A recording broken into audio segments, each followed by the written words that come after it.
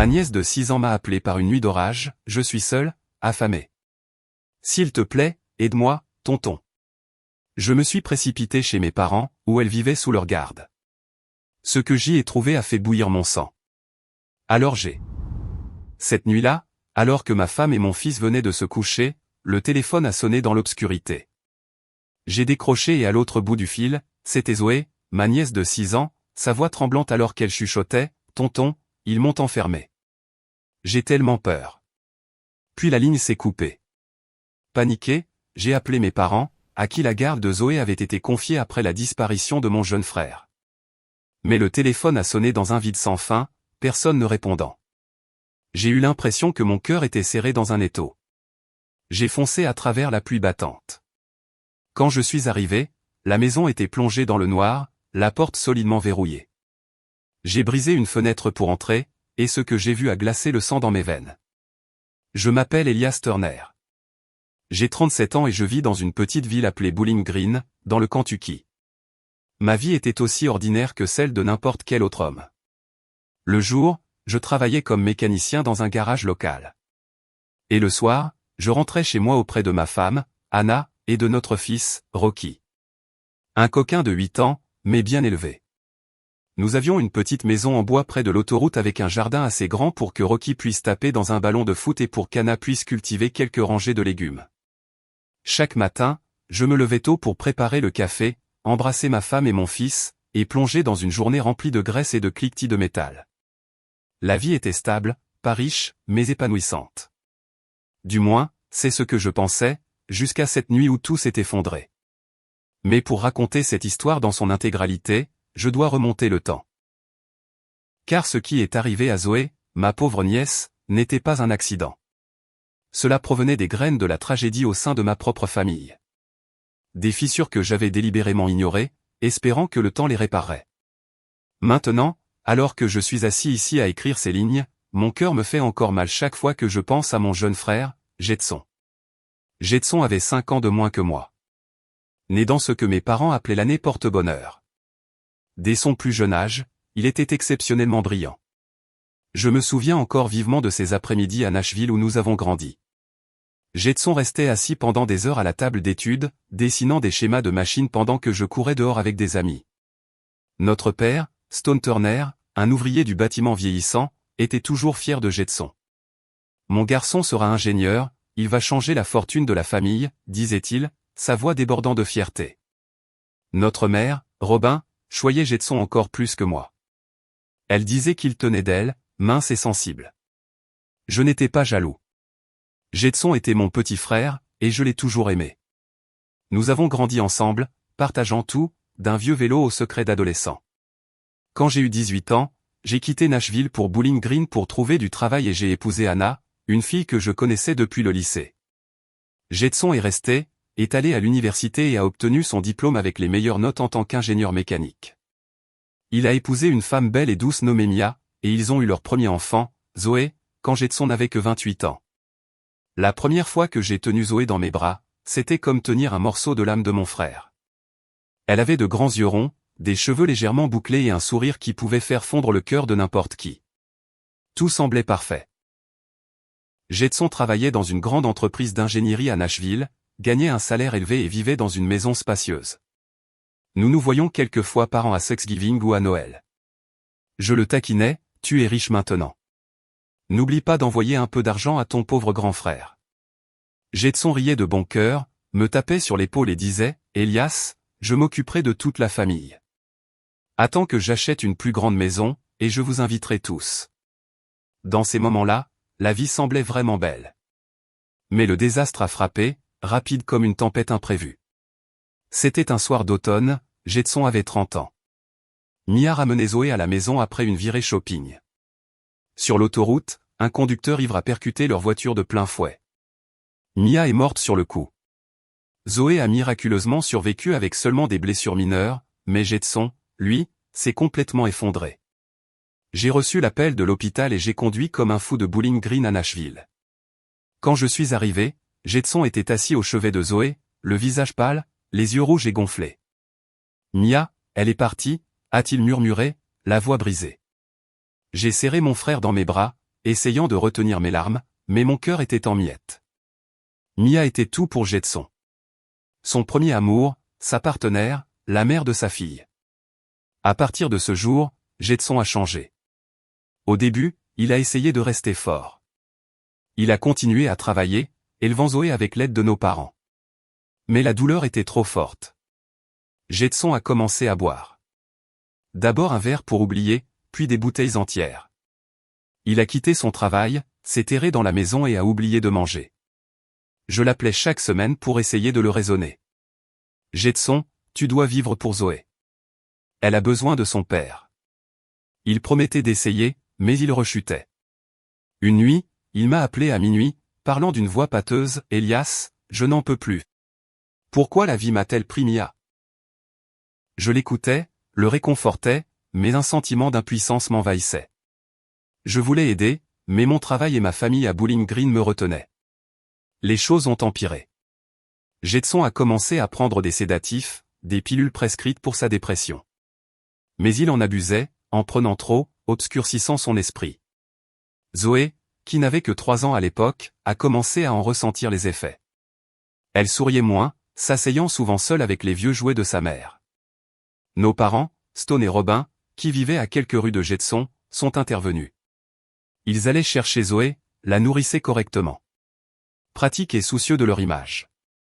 Notre père voulait que la famille paraisse parfaite, tandis que notre mère parlait souvent de ses sacrifices. Ils ont exhorté Jetson à se faire soigner, mais il les a repoussés. « Je peux gérer ça », répondait-il généralement sur la défensive. Je me souviens de la dernière fois que j'ai vu Jetson avant que tout ne s'effondre. C'était un après-midi d'été étouffant et j'ai conduit jusqu'à Nashville pour lui rendre visite. Jetson était affalé sur le canapé. Des cernes sombres sous les yeux. Des bouteilles d'alcool vides éparpillées sur le sol. Zoé a couru vers moi, sa petite voix disant, « Tonton Elias, papa dort tout le temps. » Mon cœur s'est serré. J'ai entraîné Jetson dans le jardin et je lui ai parlé sèchement. « Tu dois te ressaisir. Zoé a besoin de toi. Si tu ne peux pas, laisse-moi l'emmener à Bowling Green pendant un moment. » Jetson a secoué la tête, des larmes coulant sur son visage. Je ne veux pas être loin d'elle, mais je meurs à l'intérieur. J'ai serré mon frère dans mes bras, promettant de l'aider, mais au fond de moi, je craignais que le pire n'arrive.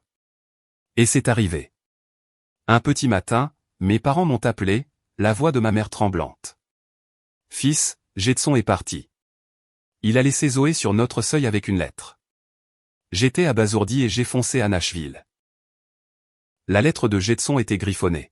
« Papa, maman, Elias, je ne peux plus m'occuper de Zoé. J'ai besoin de temps pour me faire soigner, pour guérir. S'il vous plaît, prenez soin d'elle pour moi. Je promets de revenir quand j'irai mieux. Je vous aime tous. » Zoé, alors âgée de 4 ans, se tenait tremblante à côté de nos parents, serrant un vieil ours en peluche. Elle m'a regardé, les yeux brillants. « Où est papa, tonton ?» Je ne savais pas quoi répondre, alors je l'ai juste serré fort et je lui ai promis que son père reviendrait bientôt.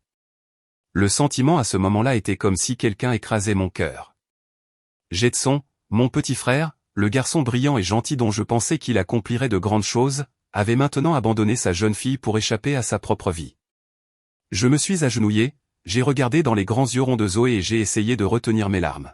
« Ne t'inquiète pas, ma chérie. Tonton est là. Papy et mamie s'occuperont de toi, et je viendrai te voir souvent. » Zoé a hoché la tête, mais ses yeux étaient perdus, cherchant une réponse que je ne pouvais pas donner. Je me suis relevé et je me suis tourné vers mes parents, Stone et Robin, qui se tenaient sur le porche. Stone, avec ses cheveux argentés et sa carrure robuste, se tenait les bras croisés, plongé dans ses pensées. Robin essuyait ses larmes en marmonnant, « Comment Jetson a-t-il pu lui faire ça ?» Je n'ai pas blâmé Jetson. Je savais que mon frère luttait contre la douleur insupportable d'avoir perdu sa femme dans cet horrible accident. Mais laisser Zoé comme ça, suspendue à la ligne fragile entre l'espoir et le désespoir, me déchirait le cœur. J'ai regardé mes parents, essayant de garder ma voix stable. « Maman, papa, vous vous occuperez de Zoé, n'est-ce pas? Elle a besoin d'un foyer stable. » Stone a hoché la tête fermement. « Bien sûr, Elias. C'est notre petite fille. Nous prendrons soin d'elle. » Robin a ajouté, la voix résolue. Ne t'inquiète pas, fils. Je traiterai Zoé comme ma propre fille. Ce jour-là, je suis resté toute la journée chez mes parents. La maison de Nashville, où j'ai grandi, était telle que je m'en souvenais. L'odeur de vieux bois, le tic-tac de l'horloge murale et le canapé usé où Jetson avait l'habitude de s'allonger pour lire des livres. Zoé était assise dans un coin, serrant son ours en peluche, me regardant de temps en temps. Je lui ai raconté des histoires de mon enfance avec son père et j'ai promis d'amener mon fils jouer avec elle souvent.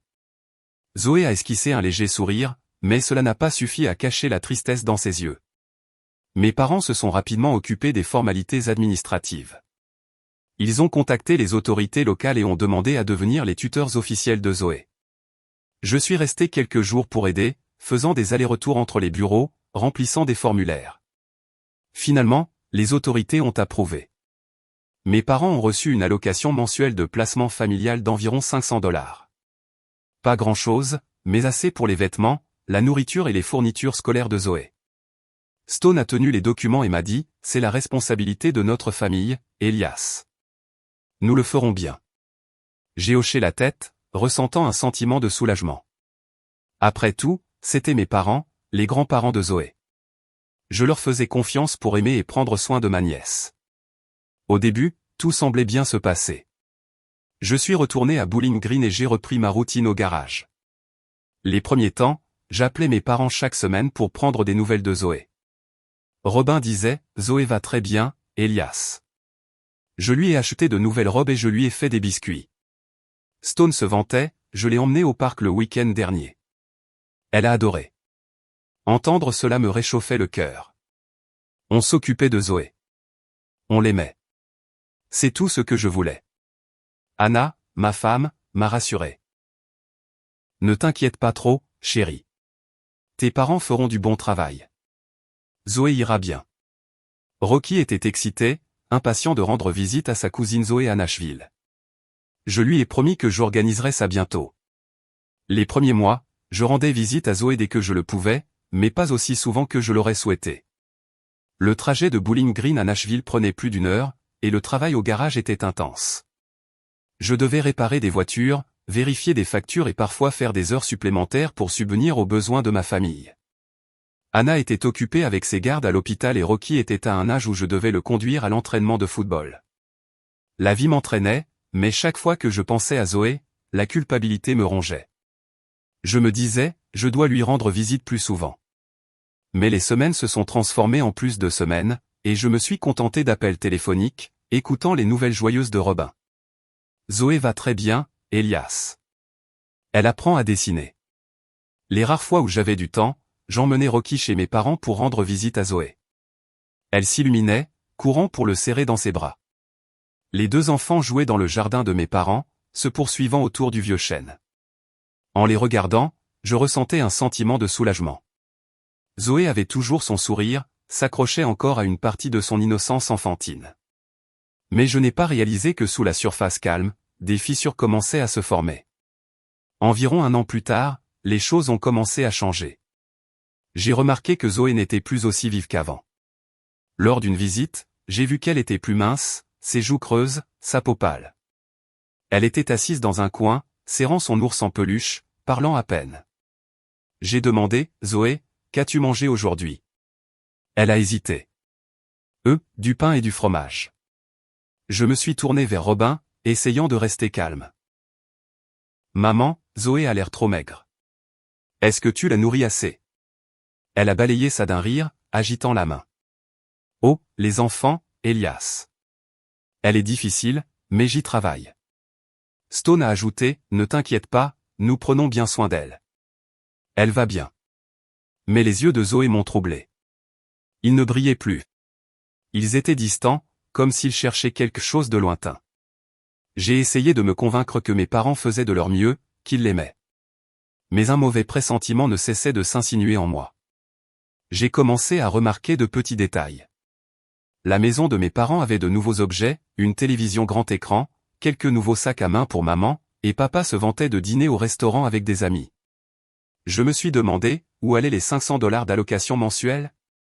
Les utilisait-il pour s'occuper de Zoé? Une fois, j'ai suggéré, maman, papa, laissez Zoé venir à Bowling Green pendant une semaine pour jouer avec Rocky. Anna adorerait ça aussi. Maman a immédiatement refusé. Non, Zoé ne se sent pas bien. Elle est habituée à nous, a ajouté papa d'un ton bourru. Toi et Anna êtes si occupés. Comment pourriez-vous gérer? Nous nous occuperons d'elle, ai-je argumenté. Mais elle a besoin d'un changement d'environnement. Rester avec nous un peu lui ferait du bien. Robin a balayé l'idée d'un revers de main. Elle est attachée à moi, Elias. Ne t'inquiète pas, j'étais frustré, mais je ne voulais pas me battre. C'étaient mes parents, après tout. Je me suis dit de leur faire confiance. Mais la culpabilité envers Zoé ne me lâchait pas. Chaque nuit, allongée à côté d'Anna, je pensais à elle. Anna, penses-tu que Zoé va bien, ai-je demandé. Toujours optimiste, Anna m'a serré la main. Chérie, tes parents sont des adultes. Ils savent comment s'occuper d'un enfant. Zoé ira bien. Mais je ne pouvais pas me défaire du sentiment que je lui faisais défaut. J'appelais plus souvent, mais mes parents disaient toujours que tout allait bien. Zoé vient de manger un grand repas, disait Robin. Elle joue dans le jardin, ajoutait Stone. Je voulais les croire, mais mon cœur était lourd. Pendant ce temps, Jetson restait introuvable. J'ai engagé un détective privé, dépensant des milliers de dollars, mais sans trouver de piste. Jetson avait disparu du monde. Je restais éveillé la nuit, me demandant où était mon frère, ce qu'il faisait, s'il allait bien. Zoé demandait parfois, tonton Elias, pourquoi papa met-il si longtemps à revenir? Je la serrais dans mes bras et je mentais. Il est juste parti pour un petit moment, mais il reviendra bientôt. Mais je ne savais pas quand, ni s'il reviendrait. Le temps a passé et Zoé a grandi sous la garde de mes parents. Elle a eu 5 ans, puis 6, mais à chaque fois que je lui rendais visite, elle semblait plus mince, plus silencieuse. Une fois, elle était assise dans un coin, serrant son ours en peluche, chuchotant, « Tonton, je veux vivre avec toi. » J'ai souri, lui ai ébouriffé les cheveux. « Je t'emmènerai bientôt à la maison, Zoé. Attends-moi. » Mais quand j'en ai parlé à mes parents, ils ont refusé. Elle est trop faible, Elias. Laisse-nous nous occuper d'elle. J'ai commencé à devenir méfiant. Mes parents, toujours pratiques et soucieux des apparences, ne voulaient pas que quiconque sache que Jetson avait abandonné sa fille ou pense qu'ils ne s'occupaient pas correctement de leur petite fille. Mais de leur véritable amour pour Zoé, je n'étais plus certain. Mes visites sont devenues moins fréquentes, non pas parce que je ne voulais pas la voir, mais parce que la vie à Bowling Green était écrasante. Le garage était bondé, Anna travaillait de nuit et Rocky entrait en 4e année. Je me disais, tant que maman et papa s'occupent de Zoé, je n'ai pas à m'inquiéter. Je voulais le croire, mais le mauvais pressentiment grandissait. Je ne savais pas que les fissures dans ma famille s'approfondissaient. Mes parents, en qui j'avais confiance, devenaient indifférents à Zoé. L'allocation que je pensais être pour ses soins était utilisée à mauvais escient, et Zoé, cette pauvre petite fille, souffrait en silence dans la maison qui était censée être son refuge. Je n'aurais jamais imaginé qu'un an plus tard, un appel téléphonique au milieu d'une nuit d'orage briserait toute ma confiance, me plongeant dans un cauchemar que je n'oublierai jamais. Cette nuit-là, la pluie tombait à verse. Bowling Green était englouti par le grondement du tonnerre et le fouet de la pluie contre le toit, comme si elle voulait tout arracher. Je venais de terminer une longue journée au garage, le dos endolori, les mains sentant encore l'huile de moteur. Anna s'était couchée tôt après sa garde de nuit à l'hôpital, et Rocky était blotti dans sa couverture, perdu dans les rêves d'un enfant de 8 ans. J'étais assis dans le salon, feuilletant un vieux magazine, essayant de me débarrasser du malaise qui me harcelait. Cela faisait 2 ans que Jetson avait disparu, et Zoé, maintenant âgée de 6 ans, vivait toujours avec mes parents à Nashville. Je les avais appelés il y a quelques jours comme d'habitude, et Robin avait dit, « Zoé va bien, Elias. Elle vient de manger un grand repas. » Mais pourquoi sa voix semblait-elle pressée, comme si elle voulait mettre fin rapidement à l'appel? J'ai écarté cette pensée, me disant que je réfléchissais trop. Puis le téléphone a sonné. La sonnerie stridente a percé la nuit. J'ai sursauté, jetant un coup d'œil à l'horloge, presque minuit. Qui pouvait appeler à cette heure? Un numéro inconnu, mais l'indicatif régional était celui de Nashville. Mon cœur battait la chamade alors que je décrochais. Allô, ai-je chuchoté, ne voulant pas réveiller Anna. À l'autre bout du fil, une petite voix tremblante est parvenue, comme d'un autre monde. Tonton Elias, je suis enfermé. J'ai tellement faim. J'ai peur. C'était Zoé. Sa voix était frêle, hésitante, comme si elle retenait des sanglots. Je me suis figé, ma main agrippant fermement le téléphone. Zoé, où es-tu? Enfermé? Comment? Dis-moi. Mais il n'y avait que des grésillements. Puis la ligne s'est coupée. J'ai rappelé, la sonnerie résonnant inutilement. Personne n'a répondu. La panique a déferlé comme une vague, noyant toute raison. Je me suis précipité dans la chambre et j'ai secoué Anna pour la réveiller. Anna. Zoé a appelé. Elle a dit qu'elle est enfermée. Elle a peur. Je vais à Nashville maintenant. Anna s'est redressée, les yeux encore lourds de sommeil. Quoi? Qu'est-ce qui ne va pas avec Zoé? Calme-toi. Appelle tes parents d'abord. Mes mains tremblaient tellement que j'ai failli laisser tomber le téléphone en composant le numéro de mes parents. Ça a sonné, sonné. Pas de réponse. J'ai réessayé. Cette fois, le portable de Robin. Toujours rien. Mon cœur se serrait. Zoé était en danger. Je pouvais le sentir, aussi réel que le froid mordant de la pluie dehors. Anna, j'y vais. Reste ici avec Rocky. Je t'appellerai, ai-je crié, attrapant ma veste et mes clés de voiture, sans attendre sa réponse. La pluie fouettait le pare-brise comme des lames. Les essuie-glaces fonctionnaient à pleine vitesse mais dégageaient à peine la vue. L'autoroute de Bowling Green à Nashville, un trajet de plus d'1 heure, semblait interminable maintenant. J'ai appuyé sur l'accélérateur, les pneus crissant sur la route glissante. Le tonnerre grondait, mais il ne pouvait pas couvrir les battements de mon cœur. Enfermé, affamé, effrayé. Ces mots tourbillonnaient dans ma tête, me transperçant la poitrine. Où étaient mes parents? Comment pouvaient-ils laisser Zoé m'appeler au milieu de la nuit, sa voix si terrifiée?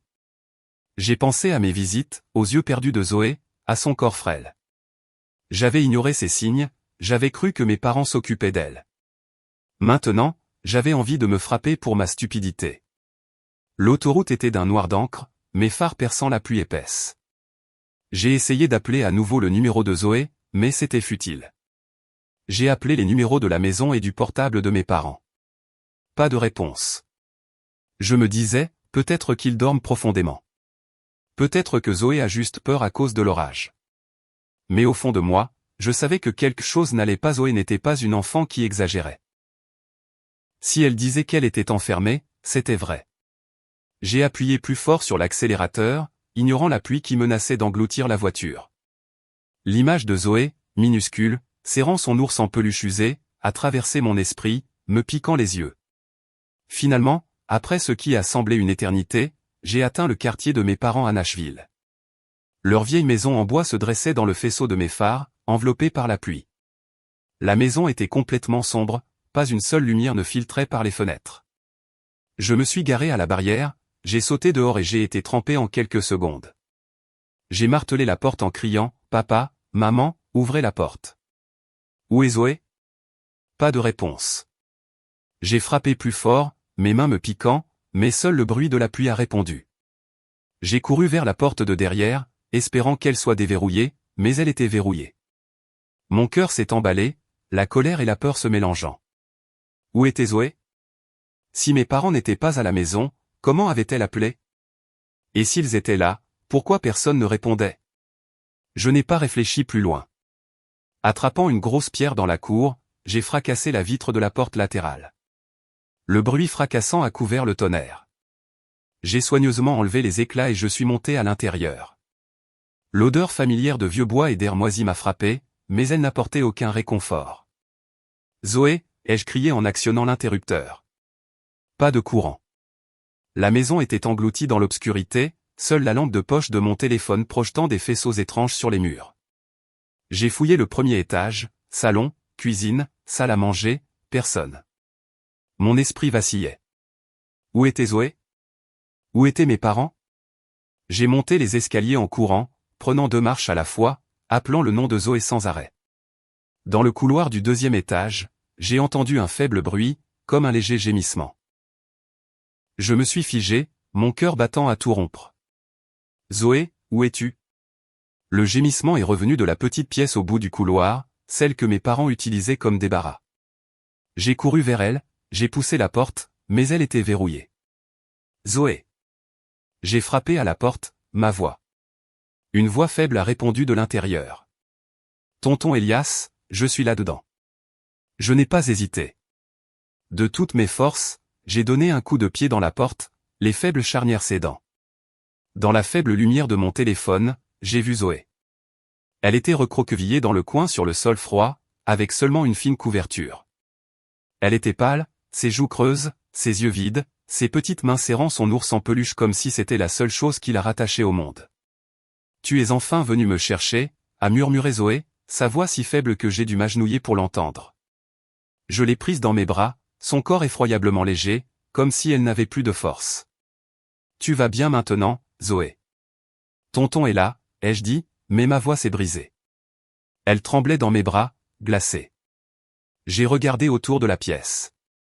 Pas de lit, pas de nourriture, juste quelques miettes de pain sec éparpillées sur le sol. Un vieux téléphone gisait dans le coin, probablement emprunté à un ami de l'école. Zoé avait dû l'utiliser pour m'appeler. La rage a monté, mais je l'ai réprimée. Ce n'était pas le moment. J'ai descendu Zoé, l'enveloppant dans ma veste pour la protéger de la pluie. Tonton t'emmène à l'hôpital, d'accord? Zoé a hoché la tête faiblement, sa tête reposant sur mon épaule. Je me suis précipité vers la voiture, j'ai placé Zoé sur la banquette arrière et j'ai drapé une couverture du coffre sur elle. La pluie a trempé mes vêtements, mais je ne sentais pas le froid. Tout ce que je sentais, c'était la panique et la colère brûlante dans ma poitrine. J'ai conduit jusqu'à l'hôpital le plus proche de Nashville, appelant Anna en chemin. Anna, j'ai trouvé Zoé. Elle ne va pas bien.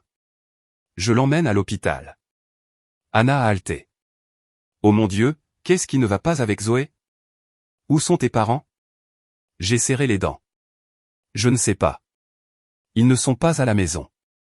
À l'hôpital, alors que je portais Zoé dans la salle d'urgence, des infirmières se sont précipitées, l'ont placée sur une civière et l'ont emmenée à l'intérieur. Je suis resté dehors, trempé, regardant à travers la porte vitrée. Zoé était allongée là, petite et frêle, entourée de médecins. Une infirmière s'est approchée de moi. « Êtes-vous un parent de l'enfant » J'ai hoché la tête.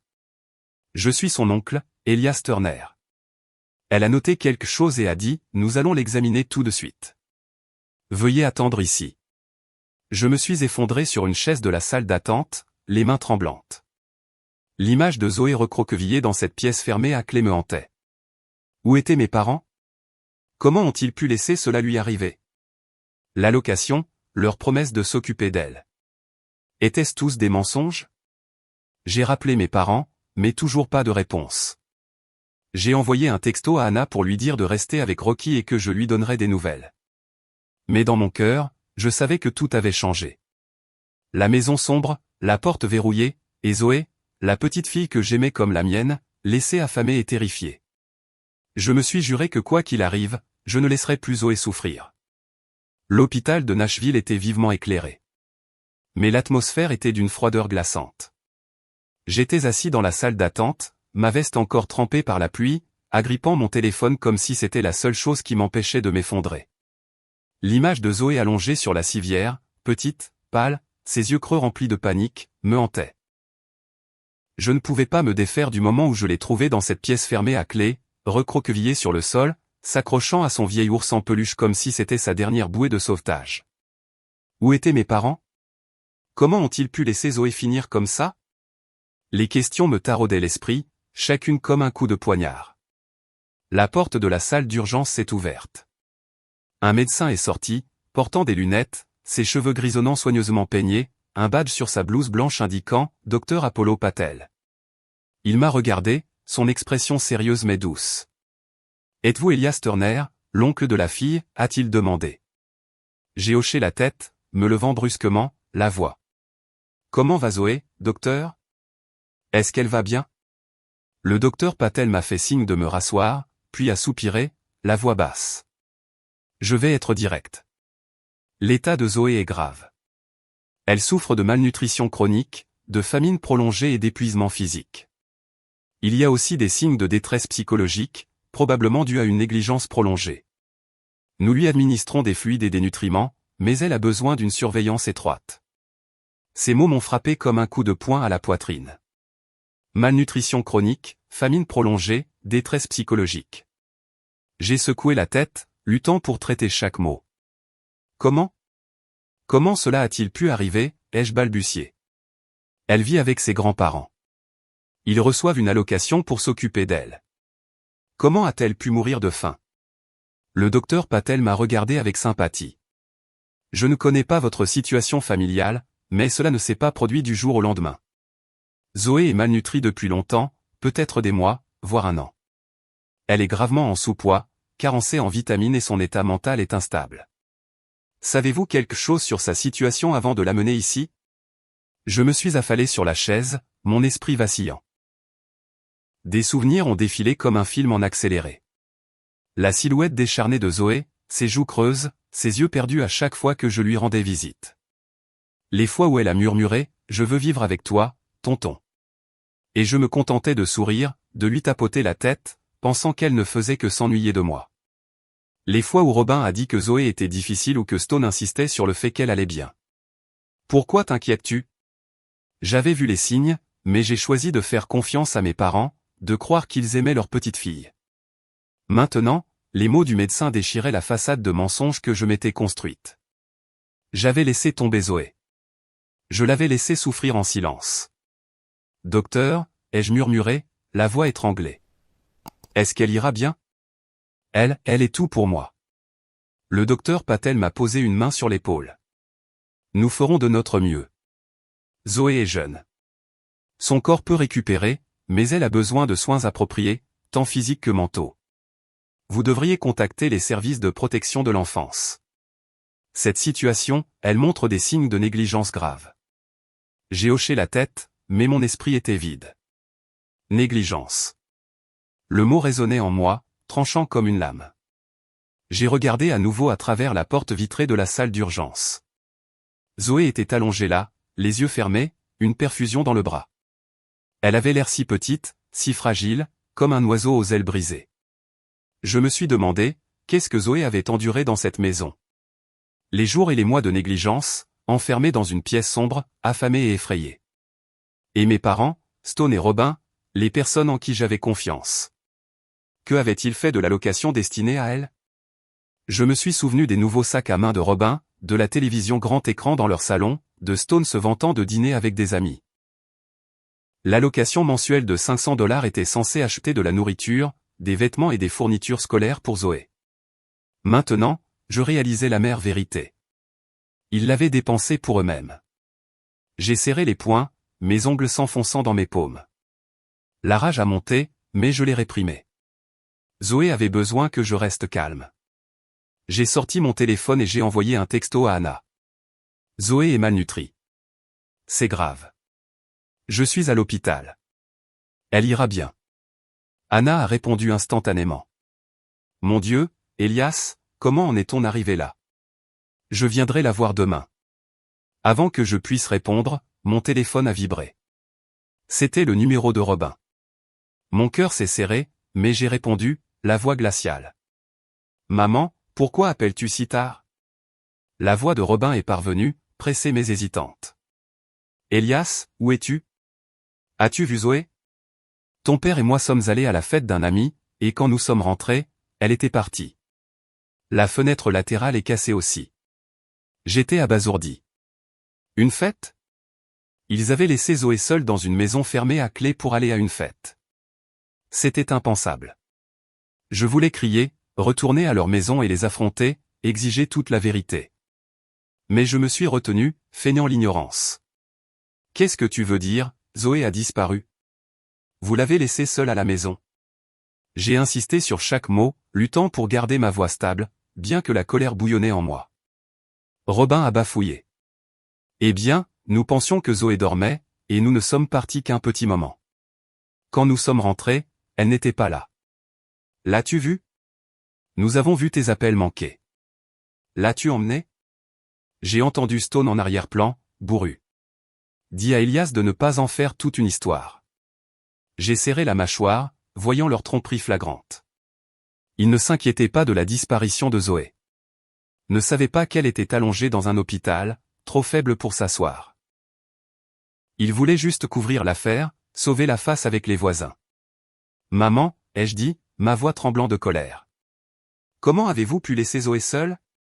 Elle a 6 ans. Vous saviez qu'elle était fragile. Pourquoi n'étiez-vous pas à la maison pour vous occuper d'elle ?»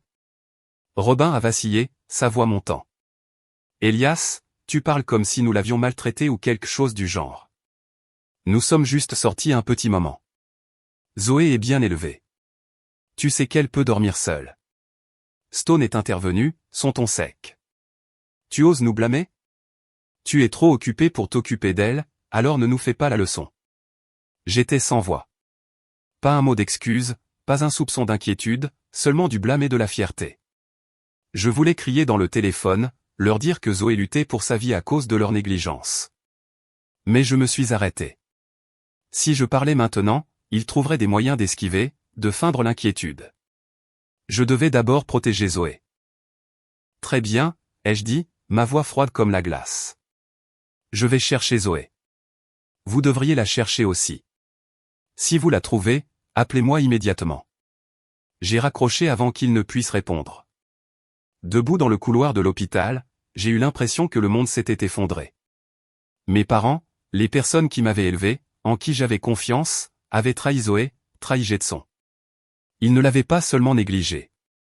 Ils avaient utilisé son allocation pour vivre confortablement pendant qu'elle mourait de faim et tremblait dans une pièce fermée à clé.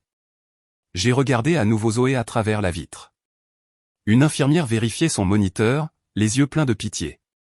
Je me suis dit, Zoé, je ne te laisserai plus souffrir. Mais je savais que pour tenir cette promesse, je devrais faire face à l'horrible vérité sur ma famille. Mes parents n'étaient pas seulement indifférents. Ils avaient abandonné Zoé, la laissant vivre dans la faim et la solitude. Je devais agir, non seulement pour Zoé, mais aussi pour ma propre conscience. J'ai appelé Anna, la voix tremblante. « Anna, ils ont laissé Zoé seule pour aller à une fête. J'appelle la police. Elle ne peut plus rester avec eux. » Anna a sangloté au téléphone. « Elias, comment ont-ils pu faire ça ? Quoi que tu fasses, amène-nous Zoé, d'accord ? » J'ai hoché la tête, même si elle ne pouvait pas me voir. « Je le ferai. Je le promets. » J'ai raccroché et j'ai regardé à nouveau Zoé. Elle était allongée là, frêle mais vivante. C'était ma seule lueur d'espoir maintenant. Je savais que la route à venir serait difficile. Mes parents ne lâcheraient pas facilement.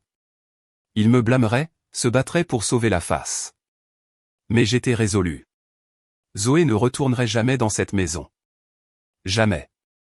Assis dans le couloir de l'hôpital, j'avais l'impression d'être au milieu d'une tempête sans fin. Le bourdonnement constant des machines dans la salle d'urgence me rappelait constamment que Zoé se battait encore. Mais je savais que la vraie bataille ne faisait que commencer. J'ai sorti mon téléphone, j'ai pris une profonde inspiration et j'ai appelé la police de Nashville. La voix d'un officier a répondu, « Police de Nashville. Comment puis-je vous aider ?» J'ai essayé de garder ma voix calme, bien que mon cœur battait la chamade. Je veux signaler un incident. Ma nièce, Zoé Turner, 6 ans, a été laissée seule chez ses grands-parents. Je suis allé vérifier. La maison était fermée à clé. Personne n'était là, et elle avait disparu. J'ai fait une pause, choisissant mes mots avec soin. Je n'ai pas mentionné que j'avais trouvé Zoé ou qu'elle était à l'hôpital. J'avais besoin de temps pour rassembler des preuves, pour assurer la sécurité de Zoé avant que mes parents ne le découvrent. L'officier a demandé plus de détails, l'adresse, une description de Zoé et des informations sur ses grands-parents. J'ai répondu brièvement, ma voix raide pour masquer la rage qui bouillonnait en moi. « Nous enverrons quelqu'un pour vérifier immédiatement », a-t-il dit. « Pouvez-vous venir au poste pour fournir plus d'informations ?» J'ai accepté.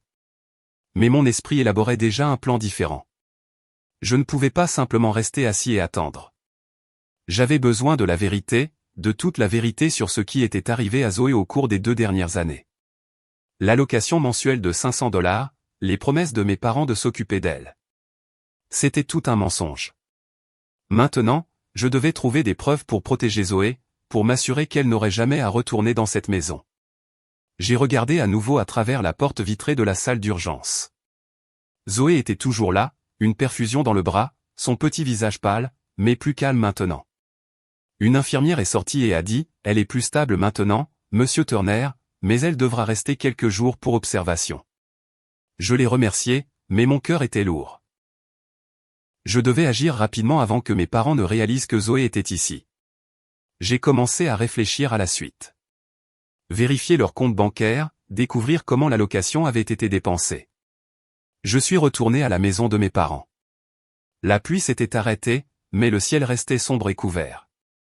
La maison était toujours plongée dans le noir, aucune lumière allumée. Mes parents étaient probablement sortis chercher Zoé.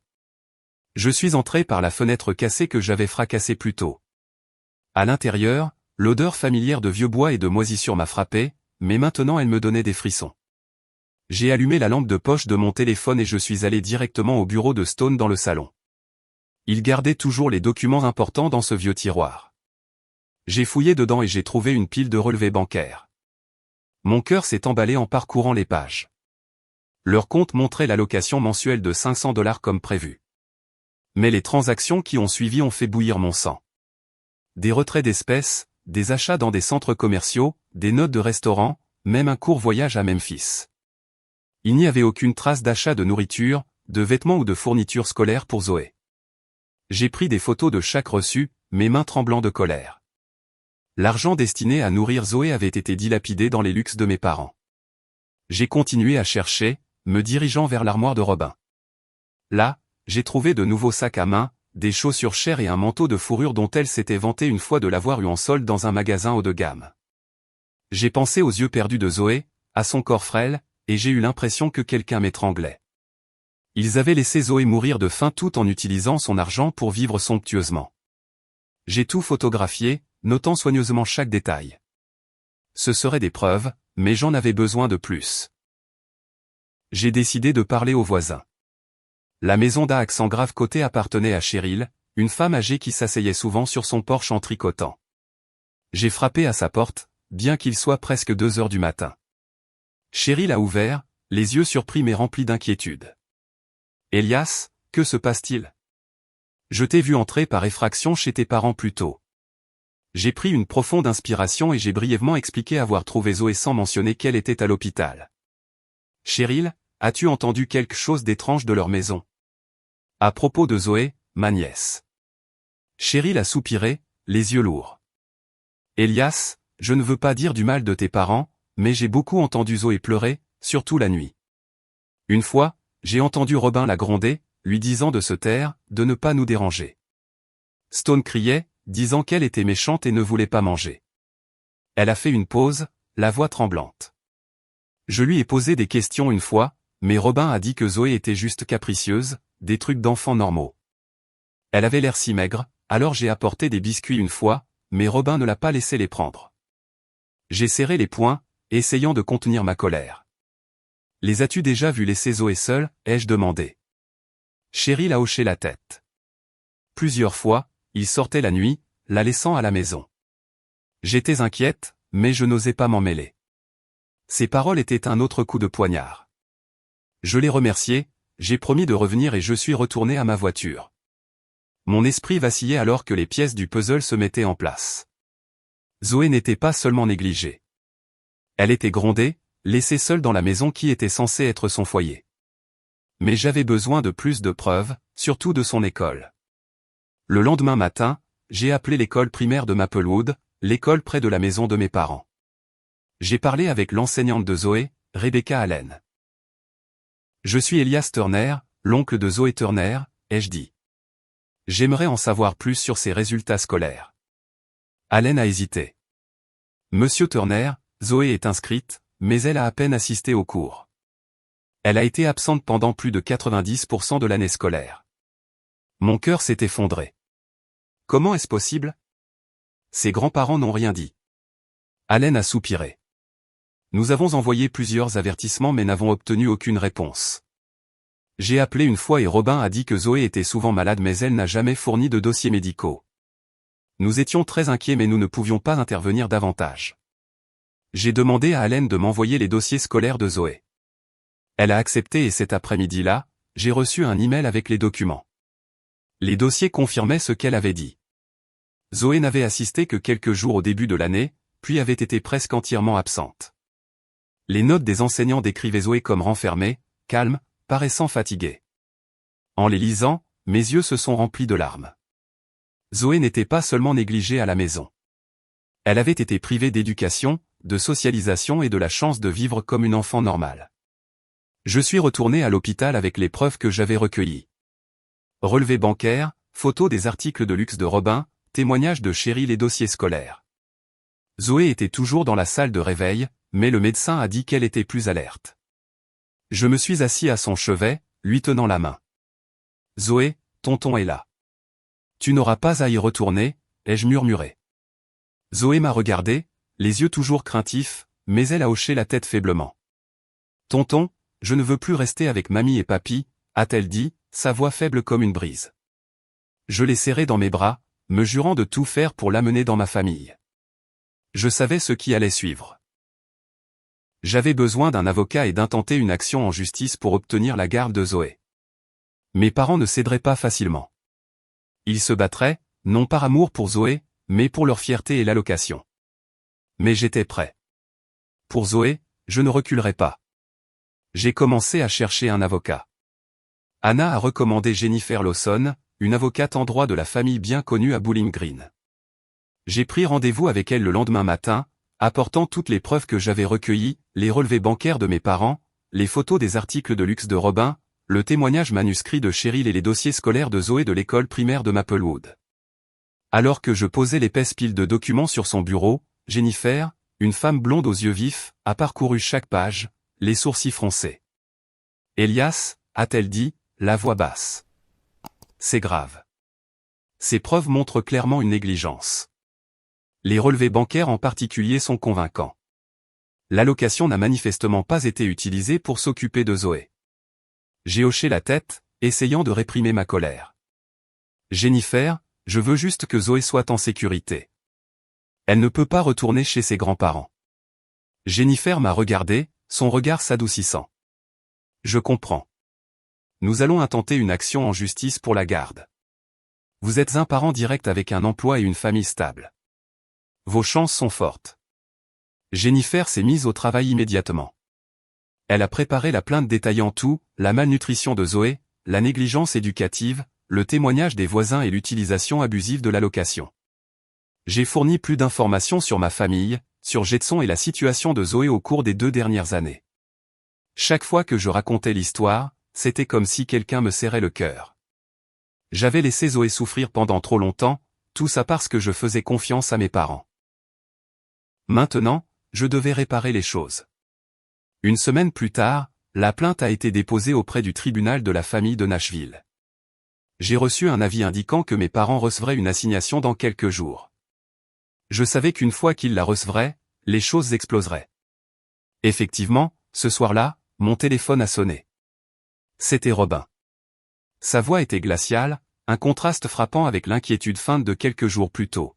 « Elias, à quel jeu stupide joues-tu ? Tu caches Zoé. Et maintenant tu oses poursuivre tes propres parents en justice. Pour qui te prends-tu pour nous accuser de la négliger ? » J'ai pris une profonde inspiration, gardant ma voix stable. « Maman, je ne fais pas d'accusation. J'ai des preuves. Zoé était malnutrie, enfermée dans une chambre, abandonnée. Comment expliques-tu ça ? » La voix de Robin s'est aiguisée au téléphone. « Tu inventes ça pour obtenir l'allocation, n'est-ce pas ? Tu veux nous la voler pour l'argent ? » Ces mots m'ont coupé comme un couteau, mais je n'étais pas surpris. Je savais que mes parents étaient obsédés par les apparences, pensant toujours que tout tournait autour de l'argent et de la fierté. Stone a attrapé le téléphone, sa voix tonitruante. « Elias, si tu ne retires pas cette plainte, nous te déshériterons. » J'ai agrippé le téléphone fermement, mon cœur battant à tout rompre, mais ma voix est restée froide. « Papa, je ne la retirerai pas. Je fais ça pour Zoé, pas pour l'argent. Si vous l'aimiez vraiment, pourquoi l'avez-vous laissé mourir de faim ? Laissé trembler de peur dans une chambre fermée à clé. » Ils ont raccroché, me laissant avec un long bip froid.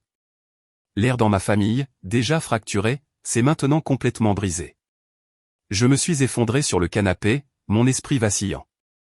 Anna m'a serré par derrière, chuchotant « Tu fais ce qu'il faut, Elias. Zoé a besoin de toi. Je lui ai tenu la main, ayant l'impression de m'accrocher à un canot de sauvetage dans une tempête. Les jours suivants ont été un tourbillon de tension. Mes parents ont appelé à plusieurs reprises, parfois menaçant, parfois feignant des excuses. « Elias, tu as mal compris », a dit Robin lors d'un appel, sa voix plus douce. Nous ne sommes allés à cette fête qu'une seule fois. Zoé allait bien. Je n'ai pas répondu, j'ai juste raccroché. Je ne pouvais plus leur faire confiance. Chaque fois que j'entendais leur voix, je me souvenais de Zoé recroquevillée dans cette pièce sombre, sa voix tremblante au téléphone. « Tonton, j'ai tellement peur. » Je me suis dit que quoi qu'ils disent, je ne faiblirais pas. Zoé méritait un vrai foyer, et je ferais tout pour le lui donner. Jennifer m'a appelé à son bureau quelques jours plus tard avec une mise à jour. Le tribunal a fixé une date d'audience dans 3 semaines, a-t-elle dit. Tes parents ont engagé leur propre avocat et ils essaient de rejeter les allégations de négligence.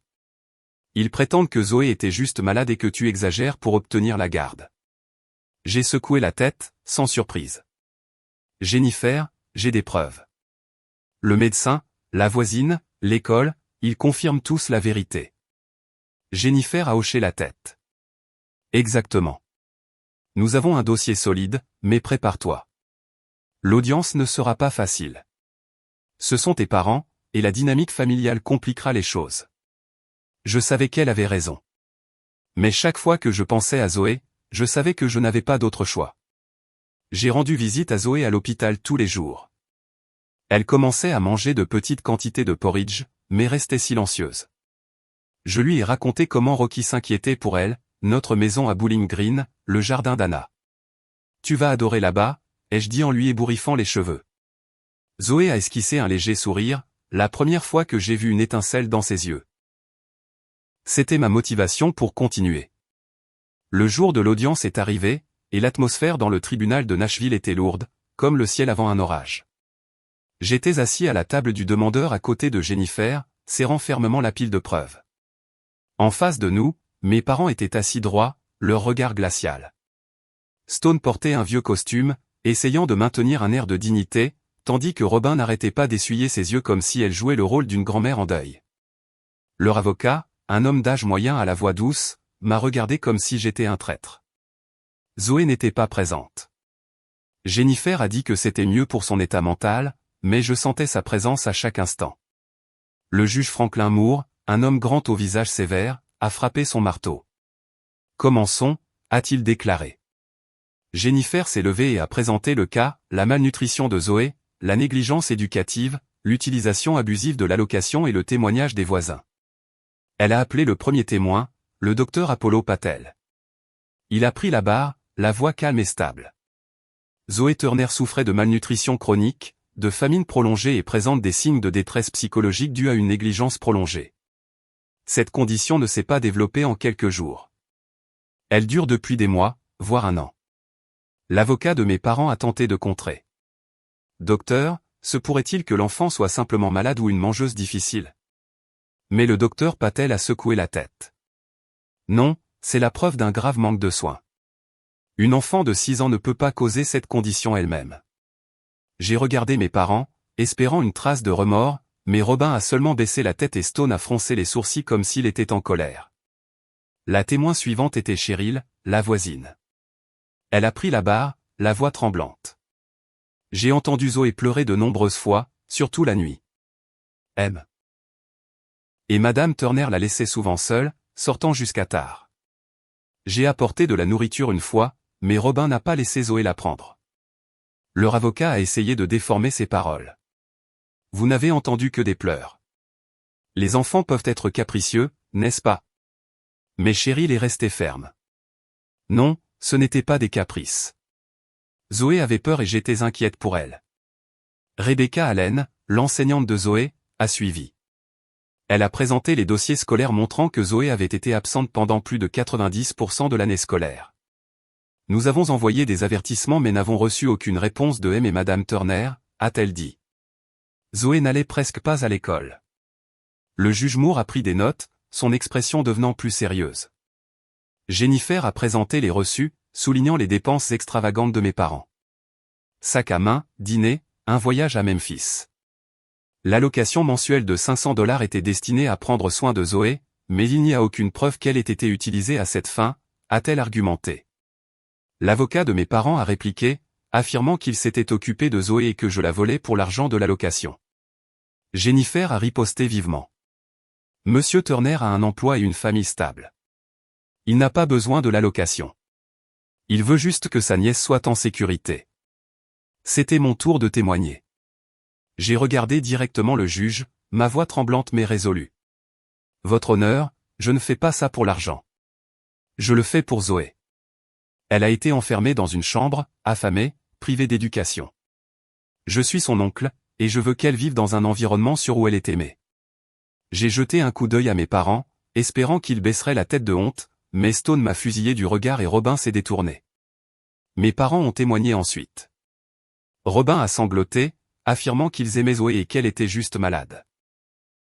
Stone m'a accusé d'inventer des histoires pour déchirer la famille, mais les preuves étaient accablantes.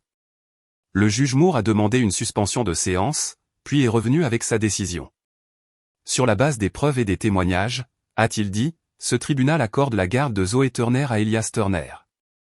M et Madame Stone et Robin Turner seront surveillés par les services de protection de l'enfance, et l'allocation de placement familial sera résiliée. La salle d'audience est tombée dans le silence.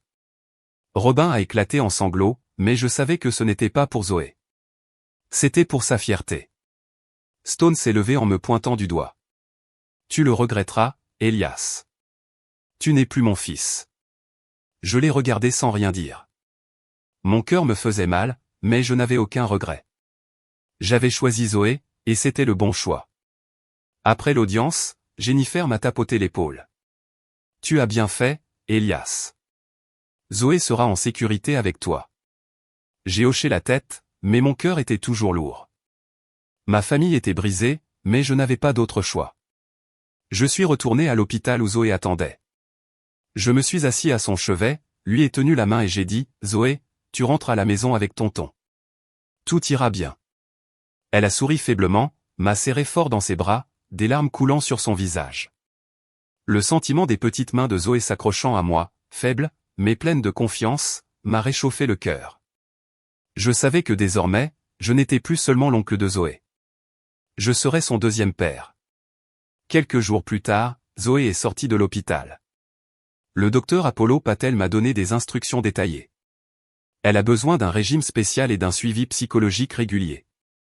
Son état mental est encore fragile, mais avec de l'amour et des soins, elle se rétablira. J'ai hoché la tête, mémorisant chaque mot. Alors que je portais Zoé jusqu'à la voiture, elle serrait son vieil ours en peluche, regardant par la fenêtre avec un mélange de curiosité et d'appréhension. « Est-ce que je vais bientôt rencontrer tante Anna et Rocky ?» a-t-elle demandé, sa voix minuscule. Je lui ai ébouriffé les cheveux. C'est exact. Ils t'attendent à la maison. Le trajet de Nashville à Bowling Green était étrangement paisible. J'ai allumé la radio, choisissant une chanson pour enfants joyeuse, espérant aider Zoé à se détendre. Elle a esquissé un léger sourire, et j'ai su que je faisais ce qu'il fallait. Quand nous sommes arrivés à la maison, Anna et Rocky attendaient à la porte. Anna a couru et a serré Zoé fort dans ses bras. Bienvenue à la maison, Zoé. Rocky, avec un large sourire, a brandi un petit ballon. Zoé, je vais t'apprendre à jouer au foot. Zoé était timide, mais ses yeux se sont illuminés à cet accueil chaleureux. J'ai regardé Anna, sentant son amour inconditionnel pour Zoé. Merci, ai-je murmuré. Anna m'a serré la main. Nous sommes une famille, chérie. Zoé est notre fille. Les premiers jours, Zoé était encore effrayée.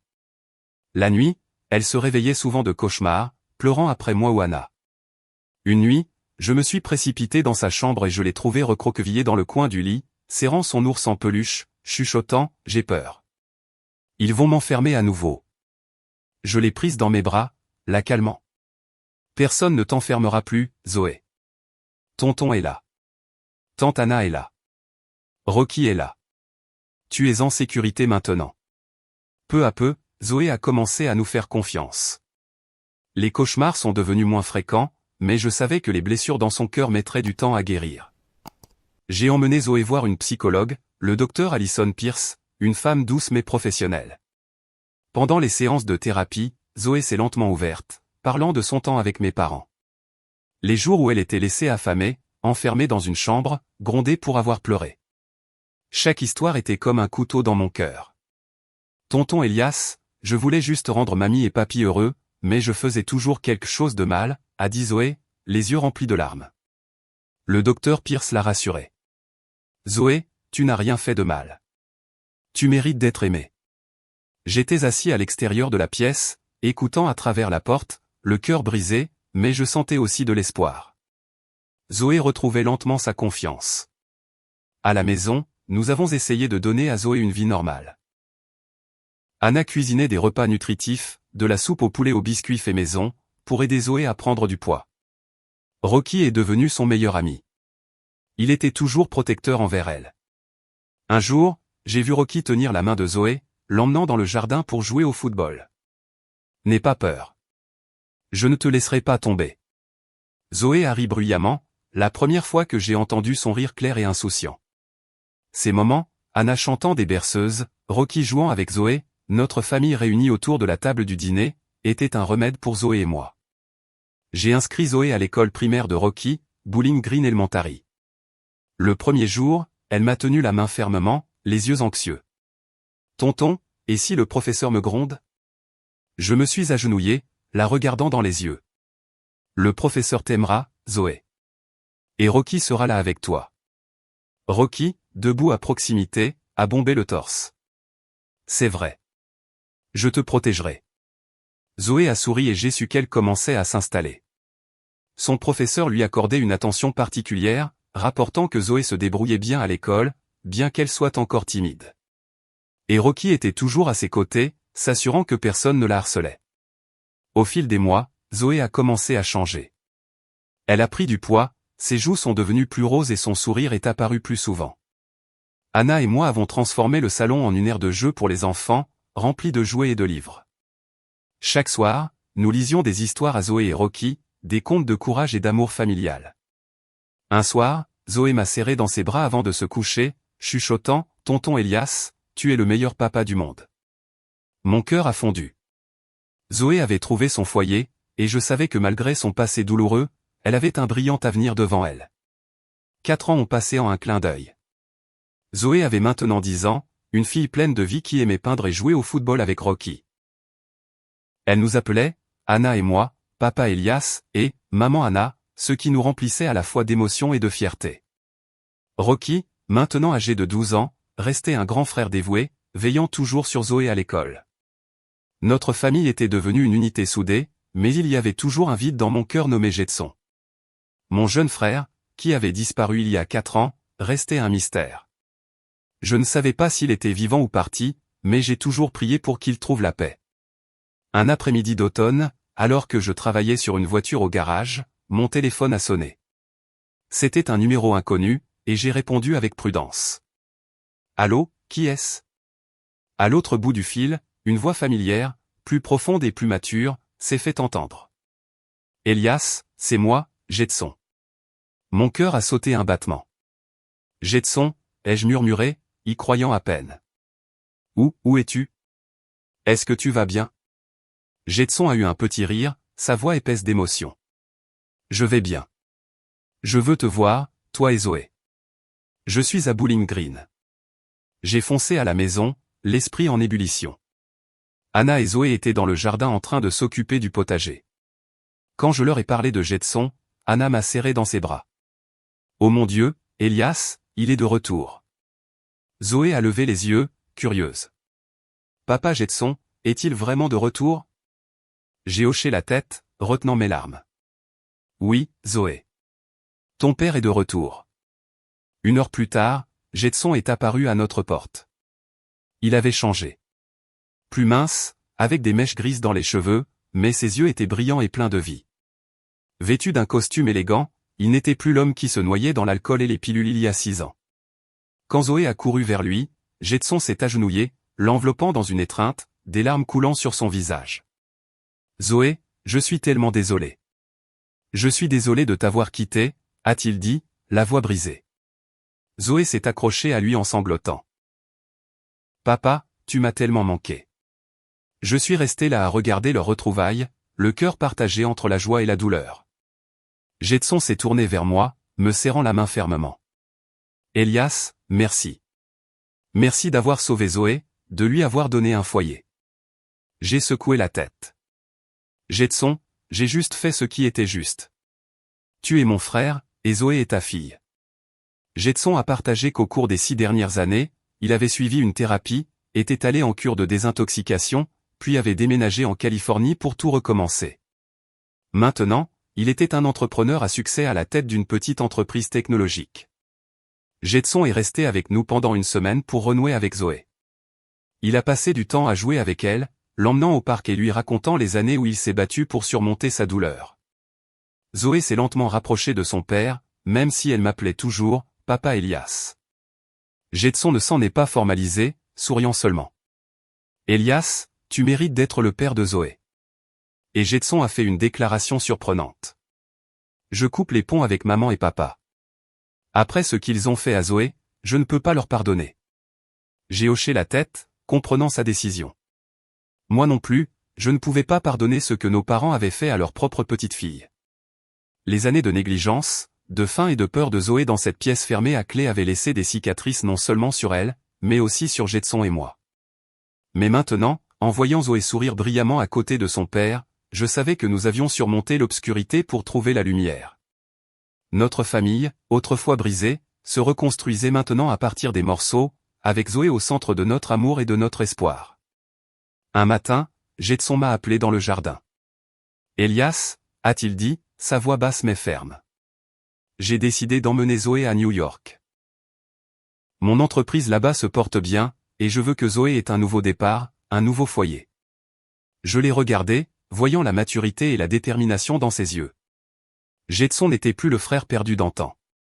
Il s'était retrouvé, et maintenant il voulait donner à Zoé le meilleur avenir possible. J'ai hoché la tête, bien que mon cœur soit lourd. Tu as raison, Jetson. Zoé le mérite. Mais tu dois promettre de bien prendre soin d'elle. Jetson m'a serré la main, les yeux brillants. Je le promets. Et j'amènerai Zoé te rendre visite souvent. Nous sommes une famille. Zoé a couru, nous serrant tous les deux dans ses bras. J'appellerai papa Elias et maman Anna tous les jours, a-t-elle dit, sa voix claire et vive. Je lui ai ébouriffé les cheveux, retenant mes larmes. Nous attendrons ton appel, Zoé. Le jour du départ de Jetson et Zoé, toute notre famille les a accompagnés à l'aéroport. Zoé a serré Anna fort dans ses bras, puis a sauté pour serrer Rocky. Rocky, tu vas tellement me manquer. Rocky, essayant de paraître dur, avait les yeux rouges. Et tu dis bien, Zoé. Je viendrai te voir à New York. Alors que Jetson et Zoé passaient la sécurité, elle s'est retournée pour faire un signe de la main, son sourire radieux comme le soleil. Je suis resté là à regarder, me sentant à la fois fier et mélancolique. Zoé avait trouvé la sécurité et l'amour, mais je savais qu'elle me manquerait tous les jours. Quelques jours plus tard, en nettoyant mon bureau, j'ai trouvé une enveloppe glissée sous une pile de factures. À l'intérieur se trouvait un chèque de $1 million signé par Jetson. Un petit mot l'accompagnait, écrit de son écriture soignée de nos jours d'école. Elias, ce n'est pas pour rembourser une dette, car je sais que rien ne peut rembourser ce que tu as fait pour Zoé. C'est pour que toi et Anna ayez une vie meilleure. Pour te remercier d'avoir été un frère incroyable pour moi et un deuxième père pour Zoé. J'ai tenu le chèque en souriant. Jetson avait vraiment reconstruit sa vie, surmontant la douleur de la perte de sa femme pour devenir un homme mûr et prospère. Je n'avais pas l'intention d'utiliser l'argent tout de suite. Je voulais l'économiser, peut-être pour l'avenir de Rocky et Zoé. Mais ce chèque, au-delà de sa valeur matérielle, était la preuve du retour de mon frère. Pendant ce temps, j'ai eu des nouvelles de mes parents par une connaissance commune à Nashville. Stone et Robin vivaient isolés dans leur vieille maison, sortant rarement. Après le procès, la communauté locale a appris la vérité sur leur négligence envers Zoé. Les amis qui faisaient autrefois la fête avec eux gardaient maintenant leur distance, chuchotant sur leur égoïsme. Cheryl, la voisine, m'a dit au téléphone que Robin avait essayé de s'excuser auprès d'elle, mais sa voix était pleine de faux remords.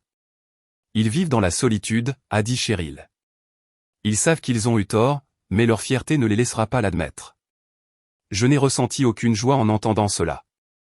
Malgré ce qu'ils avaient fait, ils restaient mes parents. Une partie de moi avait mal en pensant à eux, vieux et laissés pour compte dans leur propre arrogance. Mais je n'ai pas cherché à les contacter. J'avais choisi Zoé, et je n'avais aucun regret. Assis dans notre jardin, regardant le potager qu'Anna et Zoé avaient autrefois entretenu ensemble, j'ai réfléchi à tout ce qui s'était passé. La lutte pour Zoé n'était pas seulement une bataille contre mes parents. C'était une bataille contre moi-même, contre la naïveté de croire que la famille mettrait toujours l'amour en premier. J'ai appris que le véritable amour exige des sacrifices, du courage et parfois la volonté de couper les ponts avec des relations toxiques. Zoé me l'a appris avec son sourire résili et la façon dont elle a surmonté l'obscurité pour trouver la lumière. Si j'avais un conseil à donner à quelqu'un, ce serait celui-ci, écoutez votre instinct. Quand j'ai vu la silhouette décharnée et les yeux perdus de Zoé, j'ai choisi de croire aux mensonges de mes parents, et cela a failli lui coûter son avenir.